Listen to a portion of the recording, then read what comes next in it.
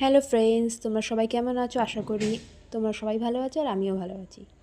সকালবেলা উঠে খুব তাড়াহুড়োর মধ্যে সেরকম তো রেডি হতে পারলাম না। বাড়িতে পুজো টুজো দিয়ে আমি বাসে গিয়ে রেডি হচ্ছিলাম, মেকআপ টেকআপ বাসে করছিলাম।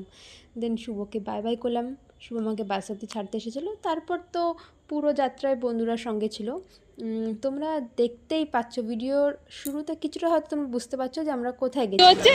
বলছি যে শিবম আমাদের সাথে এসছে, কিন্তু ভাই গরমের মধ্যে মাথা খারাপ হয়ে গেল, তো কিছু বলতে পারছে না ভাই। গরমে মাথা খারাপ হয়ে গেছে, কিছু বলতে পারছি না, মানে এত রোদ। ওর মুখটা শুধু চলে ভূতের গল্পে, হ্যাঁ একদম বুলেট ট্রেনের মতো চলে। হ্যাঁ ঠিক, আমরা হচ্ছে গিয়ে নৈহাটি গেছিলাম। এটা ছিল পয়লা বৈশাখের দুদিন আগে। আমরা সবাই 1 মাস ধরে ডিসাইড করছিলাম যে কবে যাব, কিন্তু সে ঠিকমতো ডিসাইডও করতে পারছিলাম যে কবে যাব।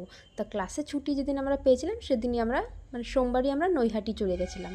সেখানে গিয়ে পুজো দিলাম। মন্দিরটা পুরোটাই সেদিন ফাঁকা ছিল, কারণ কি সেদিন নীল ষষ্ঠী ছিল। নীল ষষ্ঠী ছিল। তা ভালোভাবে আমরা পুজো টুজো দিয়েছিলাম। আমি তো মন্দিরের ভিতরে গিয়ে মাকে দেখে তো পুরোভাবে সব কিছু ভুলে গেছি। এত আনন্দ, এত শান্তি, সে আর বলে বোঝাতে পারবো না। তারপর সেখান থেকে আমরা পুজো দিয়ে ছবি টবি তুলে তারপর একটু গঙ্গার পাড়ে এসেছিলাম। এবার গঙ্গার পাড়ে এসে দেখি কি, সত্যি বলতে মন্দিরে যতটা ভিড় ছিল না, গঙ্গার পাড়ে ভিড়টা একটু বেশিই ছিল।